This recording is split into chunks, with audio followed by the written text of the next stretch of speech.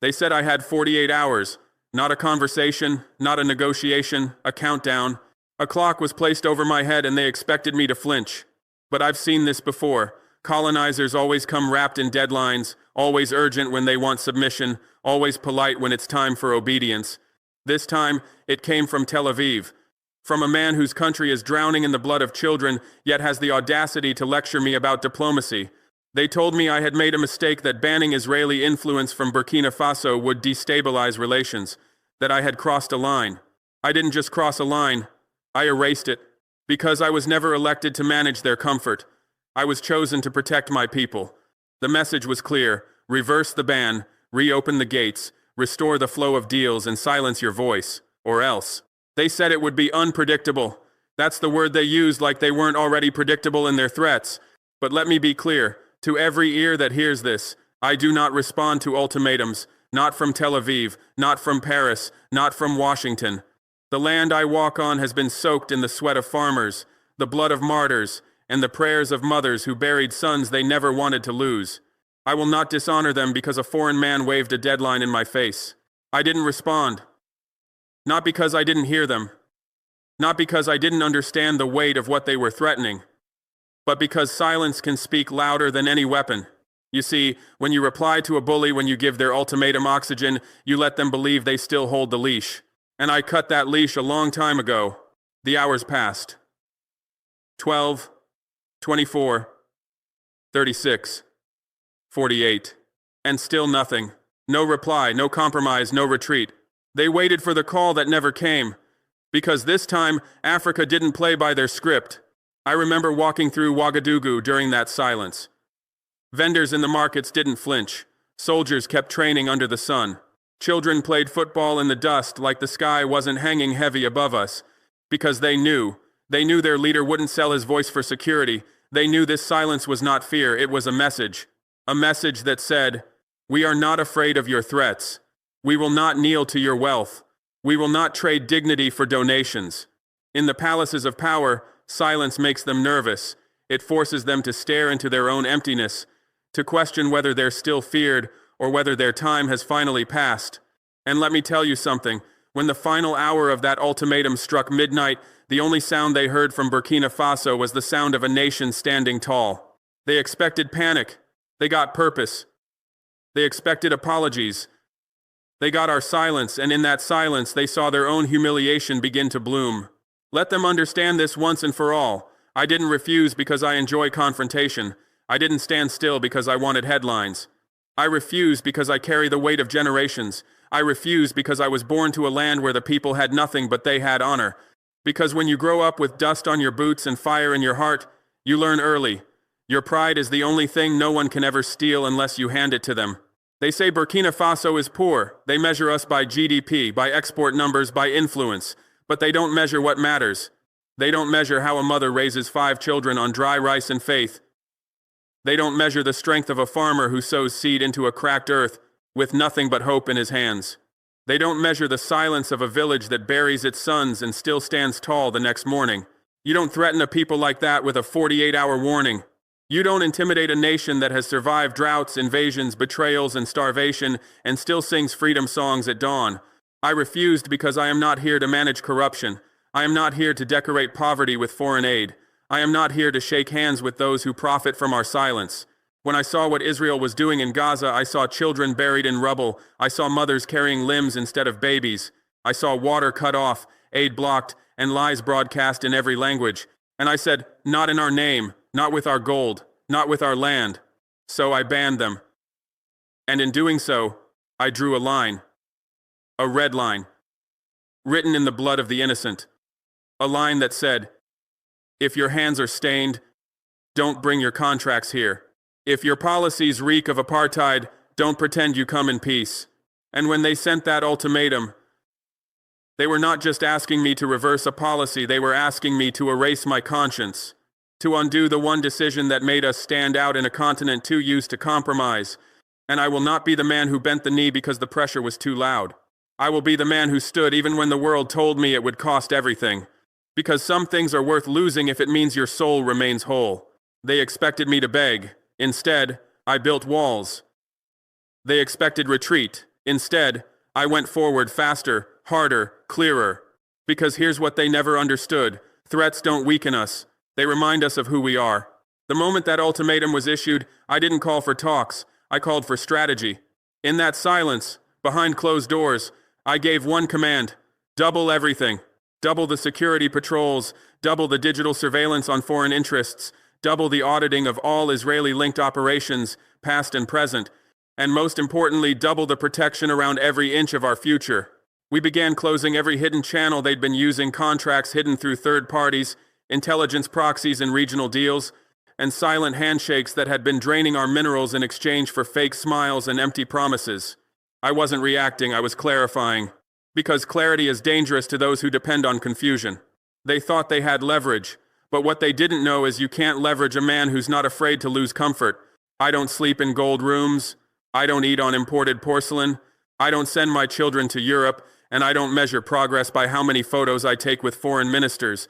So when I doubled down, it wasn't just political. It was spiritual. It was ancestral. I felt the weight of every Burkina Faso who ever walked barefoot to freedom, every rebel who fought without weapons, every elder who warned us, they will return, but this time, you must be ready. And I was ready. Not because I had tanks, but because I had purpose. They threatened to isolate us, but how can you isolate a people who've already been alone for so long? They threatened our economy, but how can you threaten people who've survived on less than nothing and still smiled at the sunrise? They threatened war, but we've lived through worse and still managed to build love from ashes. So I didn't bow. I built. And in doing so, I showed them something they cannot unsee.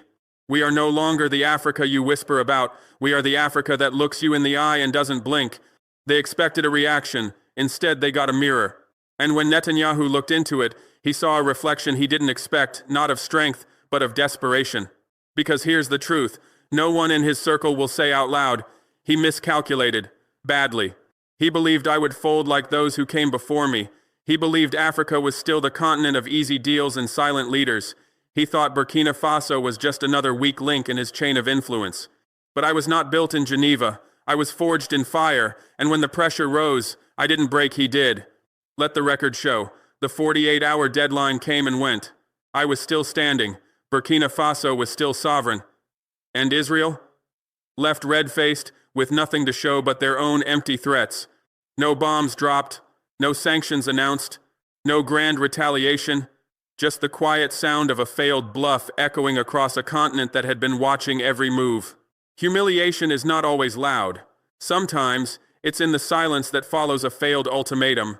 Sometimes, it's in the way your allies don't speak up for you. The way your threats stop making headlines. The way your power starts looking performative. That's what happened to Netanyahu, he barked. And the world watched to see if we would run. The barking didn't sound like dominance anymore, it sounded like desperation. Because you can bully governments. You can bribe politicians. You can weaponize media. But what do you do when a nation simply says, no? What do you do when your influence fails? When your playbook doesn't work? When a barefoot soldier in the Sahel has more moral clarity than your entire cabinet? You feel it. You feel the shift. The beginning of the end. Not of a state, but of an illusion. Netanyahu's humiliation wasn't just personal, it was geopolitical. It revealed to the world that their threats have limits, that their reach is not infinite, that somewhere, finally, a line was drawn, and this time, it was not erased. Something shifted. I could feel it in the air before the first message arrived, before the first headline changed, before the first elder whispered, finally, someone said no. Because this wasn't just a political moment, this was a spiritual pulse, a signal that ran through the bones of a continent that has been waiting for this kind of defiance for far too long. I didn't expect applause. I didn't need validation. But what came after that silence I held for 48 hours, was louder than any speech I could have given. Letters came in from Mali, from Niger, from Guinea, not just from heads of state, but from the people, fishermen, nurses, school teachers, soldiers. They weren't saying thank you. They were saying, about time. One message struck me hard. A woman from Accra wrote, "You may be the first leader I've seen refuse and mean it." That's when I realized something deeper. I was no longer just carrying Burkina Faso on my back. I was carrying the hopes of every African who's ever been told to sit down, shut up, and obey. They've seen leaders kneel for loans, sign away rivers and mountains for pennies, smile for photographs while their villages starve in silence. They've seen silence dressed up as diplomacy and betrayal sold as partnership. But now they've seen something different. They've seen a man stand and keep standing. And that image is powerful. Because across Africa, children don't grow up hearing stories about the ones who negotiated well. They remember the ones who stood tall. And so this moment became more than political. It became generational. It became ancestral. In the markets of Bamako, they now whisper, Traore refused. In the schools of Lagos, they ask, what happens if our president did the same? In the alleys of Soweto, they wonder, is this the beginning of something bigger? I didn't set out to spark a wave, but sometimes when you say no, you give others permission to remember who they are. This isn't about me.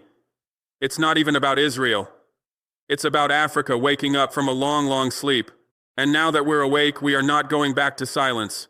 They thought it would end here, that the silence would pass, the headlines would fade, and we'd crawl back slowly, diplomatically, apologetically. But they don't know us. They never did. They think our resistance is emotional, that we act out of impulse, that once the fire cools, we'll return to their tables, hungry again for scraps. But they fail to see what's changed. This wasn't a moment. It was a mirror crack. And now they don't know how to respond. So what comes next? I'll tell you. We don't just stand still, we solidify. We root ourselves deeper in the soil they tried to mine. Burkina Faso will not be isolated. We are linking arms north to south, Sahel to Savannah. Our brothers in Mali, Niger, Guinea, they've drawn their lines too. We are forming something they can no longer control with soft threats and closed-door deals. We are organizing.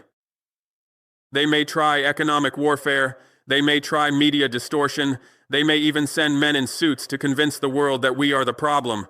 Let them, because now we know the playbook, and now we have written one of our own. We are shifting our alliances, moving our currency, redirecting our resources inward, not into the hands of those who exploit us, but into the hands of those who build with us. We are building schools that teach truth, not edited history. We are guarding our data, our minerals, our sovereignty like the Treasure Island. I do not fear their next move. I expect it. But I also expect something else, the rise of a new generation that is no longer begging for a seat at someone else's table, but building its own from the very wood they tried to burn. So to the question, what comes next? The answer is simple. We come next. Africa comes next. Not as a victim, not as a charity case, but as a voice that no longer needs permission to speak. And if they try again with new ultimatums, new pressure, new lies, we'll be ready, because we've already passed the test, and we passed it not with violence, but with the one act they feared most. We stood up and stayed standing. But let me tell you something they don't want you to know, something that happened in those 48 hours that never made the headlines, something that reveals the true desperation behind their ultimatum. In those silent hours, while the world watched and waited, I received 13 phone calls, not from Netanyahu, not from Tel Aviv, but from Washington, from London, from Brussels. Desperate voices asking, what would it take? How can we negotiate? What do you really want? And that's when I understood. This was never just about Israel. This was about testing the entire system, testing whether the old playbook still worked, whether the puppeteers still controlled the strings. I let each call go to voicemail, each desperate attempt to find common ground, each offer of aid, investment, partnerships, because they still didn't understand. You cannot negotiate with dignity. You cannot bargain with conscience. You cannot put a price on the soul of a nation. And in their desperation, they revealed something. The emperor has no clothes. Their power is an illusion sustained by our compliance. And the moment one nation refuses to comply, the whole house of cards starts to shake. Within a week, something extraordinary happened. Chad announced new restrictions on foreign military bases. Senegal began reviewing all mining contracts with European companies. Ghana started questioning debt arrangements that had been untouchable for decades. They called it contagion. I called it awakening, because what they witnessed in Burkina Faso wasn't just defiance. It was a blueprint, a demonstration that resistance is possible, that saying no doesn't end the world, it begins a new one. The fear in their corridors of power became palpable. Emergency meetings in capitals across the West, strategy sessions on how to contain the spread, how to manage this new African assertiveness. But you cannot contain an idea whose time has come. You cannot manage a people who have remembered their power. You cannot put the genie back in the bottle once freedom has been tasted. My grandmother used to tell me a story about a lion who was raised by sheep. The lion believed he was a sheep, ate grass, bleated softly, ran from danger, until one day he saw his reflection in the water, and everything changed. Africa has been that lion for too long, raised to believe we are something we are not, taught to see weakness where there is strength, convinced to fear our own roar. But that ultimatum?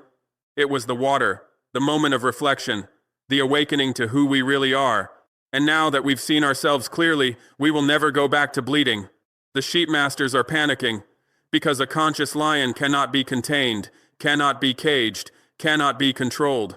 They tried to frighten us with economic isolation. No one will trade with you, they warned. Your people will suffer. But here's what they didn't calculate. We've been suffering under their trade already, exporting raw materials for pennies, importing finished goods for fortunes, watching our wealth flow out while poverty flows in. Their isolation became our liberation. Forced to look inward, we discovered something remarkable. We have everything we need: rich soil, abundant minerals, skilled hands, creative minds. In 6 months since the ultimatum, we've increased local food production by 40%, launched 3 new manufacturing cooperatives, developed our first technology park, established direct trade relationships with Asia and South America. The punishment became our salvation, the threat became our opportunity, the isolation became our innovation. But the real change isn't in government offices. It's in the universities, in the tech centers, in the hearts and minds of young Africans who watch their leaders say no and mean it. Applications to Burkina Faso universities have tripled. Students from across the continent want to study in the country that stood up. Young entrepreneurs are flocking here to build something new, something free from the old dependencies. They're not coming for aid or handouts. They're coming to be part of a revolution, a quiet revolution that's rewriting the rules of what's possible. One young woman from Nigeria told me, "You didn't just ban Israel from Burkina Faso. You banned the idea that we have to accept whatever they offer us." Something beautiful is happening in our villages. Our artists are painting with pride again. Our musicians are singing songs of defiance. Our poets are writing verses that make children stand taller. For too long, our culture was exported as curiosity. Our art sold as artifacts. Our stories told by others, about others, for others. But now we're creating for ourselves, about ourselves, by ourselves. The theater in Ouagadougou is packed every night, not with foreigners seeking exotic entertainment, but with our own people reclaiming their narrative, telling their truth, celebrating their strength. This is what happens when a nation rediscovers its backbone. Culture flourishes, creativity explodes, identity crystallizes. To every nation still bowing, look at us, we're still here, we're still breathing, we're thriving. The sky didn't fall when we said no, the earth didn't swallow us whole. The apocalypse they promised was just another lie designed to keep you on your knees. To every leader still taking orders, there is another way. There is life after resistance. There is dignity in defiance. There is strength in sovereignty. To every young person watching, you don't have to inherit the fear of your parents. You don't have to accept the limitations they placed on their dreams. You can stand up. You can speak out. You can say no. And the world won't end. It will begin. This is not the end of the story. This is barely the beginning, because what started with a 48-hour ultimatum has become something larger, something that transcends borders, languages, religions, something that speaks to the deepest human need, the need to be free. They will regroup. They will adapt. They will try new tactics, new threats, new bribes, but they're fighting yesterday's war with yesterday's weapons, while we're building tomorrow's world with tomorrow's consciousness. They still think in terms of dominance and submission. We think in terms of cooperation and collaboration. They see zero-sum games. We see infinite possibilities. I won't lie to you. Standing up came with a price. Not just the political pressure, not just the economic threats, but the personal isolation. Old friends stopped calling. Former allies distanced themselves. Invitations to international summits stopped arriving. There were nights I questioned everything. Wondered if I was destroying my country's future for the sake of my pride. But then I would walk through Ouagadougou, see children playing in the streets without fear, watch farmers tending their fields with dignity, listened to elders speaking of hope instead of despair, and I knew that the price of standing up was nothing compared to the cost of staying down, because what is a leader without followers? What is sovereignty without courage? What is freedom without the willingness to fight for it? This struggle is not just political, it's spiritual. It's about the soul of Africa, the spirit of our people, the essence of who we are. For centuries they tried to break that spirit, through slavery, through colonization, through neo-colonialism. They told us we were nothing, made us believe we needed them to survive. But the spirit cannot be broken, only suppressed. And now it's awakening. In the mosques, imams speak of justice with new fire. In the churches, pastors preach liberation with fresh passion. In the sacred groves, traditional priests invoke the ancestors with renewed power. Because this isn't about religion, it's about righteousness. It's about standing for what's right regardless of the cost. What happens in Burkina Faso doesn't stay in Burkina Faso. What happens in Africa doesn't stay in Africa. Around the world, people are watching, taking notes, drawing inspiration. From the favelas of Brazil to the villages of Bangladesh. From the reservations of North America to the settlements of Palestine, oppressed people everywhere are asking, if Burkina Faso can do it, why can't we? The old order is crumbling, not through violence, not through chaos, but through the simple, radical act of saying no. And they're terrified, because they know that once people remember their power, there's no going back to powerlessness. I see a different world coming, a world where small nations aren't automatically small players, where resources belong to the people who live above them, where dignity isn't negotiable, where justice isn't just a word in speeches.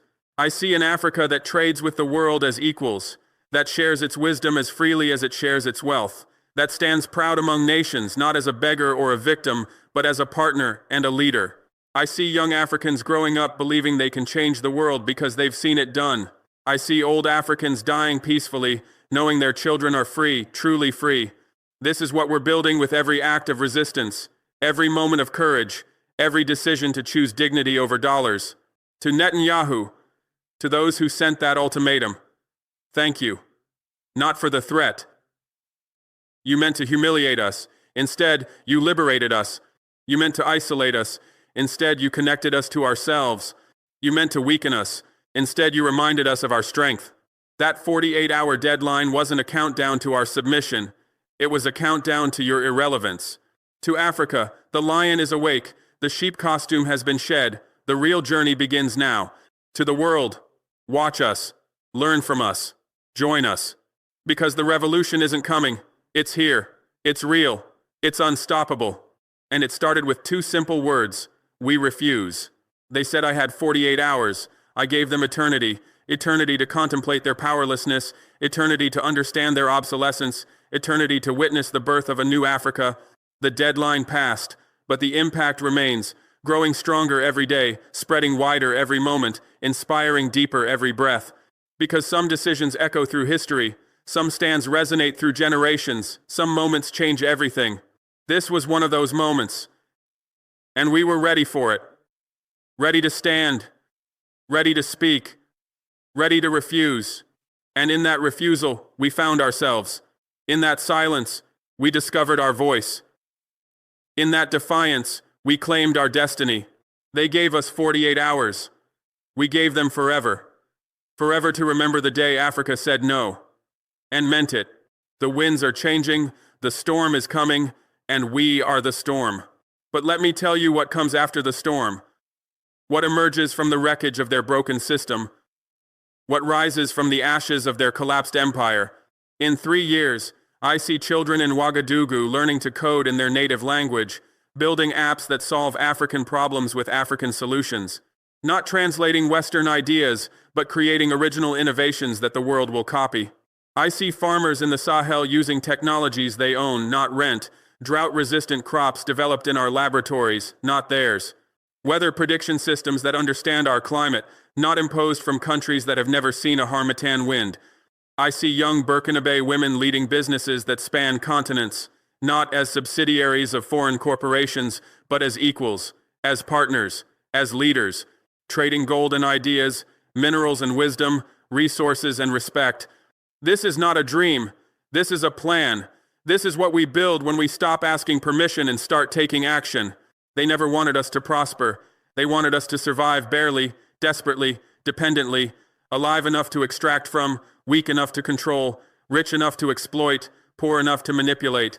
But prosperity and dignity are not gifts they can give or take. They are choices we make, decisions we defend, realities we create. In 5 years, I see other nations looking to the Sahel for inspiration, not as the troubled region they labeled us, but as the laboratory of liberation, the place where old patterns were broken and new possibilities were born. And when they ask, "How did you do it?" the answer will be simple. We stopped believing their lies about who we are. We stopped accepting their limitations on what we could become. We stopped waiting for their permission to be great, because greatness was always within us. We just had to remember. There will be those who say this story is too good to be true. That transformation doesn't happen this fast. That resistance doesn't yield such results. That dignity doesn't pay the bills. Let them speak. Let them doubt. Let them cling to their old formulas and failed predictions. Because while they debate whether change is possible, we will be building the evidence that it's inevitable. While they argue about the cost of freedom, we will be counting the profits of sovereignty. While they warn about the dangers of independence, we will be celebrating the victories of self-determination. I think about the children born in that 48-hour window, born into a world where their president said no to bullies and meant it, born into a Burkina Faso that doesn't apologize for existing, born into an Africa that doesn't beg for respect. They will grow up differently than their parents. They will walk differently, talk differently, think differently, because they will know something we had to learn. That fear is a choice, not a fact. That power is earned, not given. That dignity is a birthright, not a privilege. And when they become leaders themselves, and they will become leaders, they will face their own ultimatums, their own deadlines, their own threats. But they will remember this moment. They will remember that their father's generation said no, and they will know that they can too. This is how civilizations change. Not in the palaces of power, but in the hearts of people. Not through the grand gestures of history, but through the quiet courage of individuals who refuse to surrender their souls.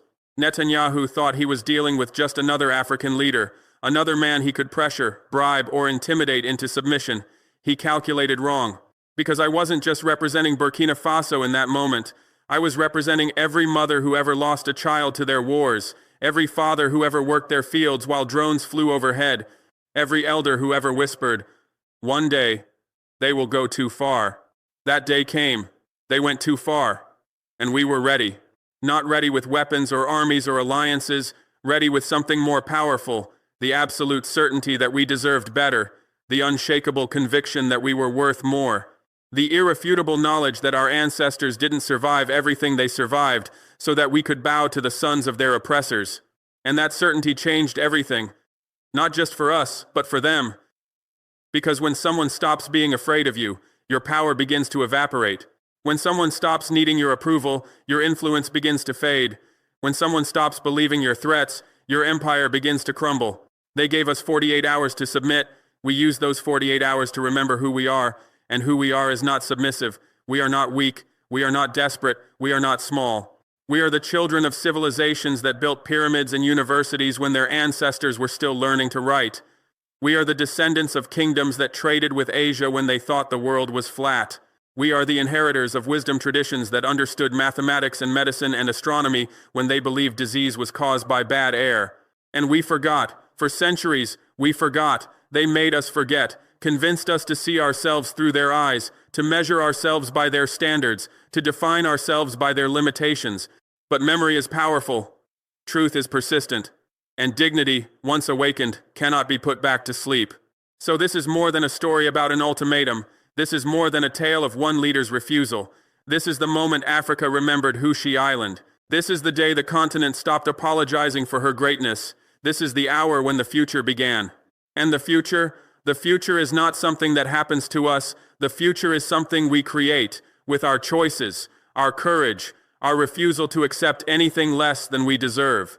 They said I had 48 hours. I gave them a lifetime of regret. A lifetime of watching what they could have had if they had chosen partnership over domination. A lifetime of wondering what Africa might have given freely if they hadn't tried to take it by force. But their regret is not our concern. Their loss is not our burden. Their nostalgia for a time when they could threaten us is not our problem. Our concern is building. Our burden is creation. Our problem is deciding which of our dreams to chase first. Because when you're no longer afraid, the horizon becomes infinite. When you're no longer apologizing, your energy becomes available for other things. When you're no longer defending, you can start expanding. This is what comes after refusal. This is what follows resistance. This is what blooms when oppression finally dies. They gave us 48 hours. We gave them a new world. A world where their ultimatums have no power, where their threats sound like whispers, where their fear of our freedom becomes the very engine of our liberation. The winds are changing, the storm is coming, and we are not just the storm. We are the builders who will reconstruct everything the storm tears down. We are the architects who will design what comes next. We are the gardeners who will plant in the soil they tried to salt. This is our time. This is our moment. This is our Africa. And no ultimatum in the world can change that truth. Not in 48 hours. Not in 48 years. Not ever.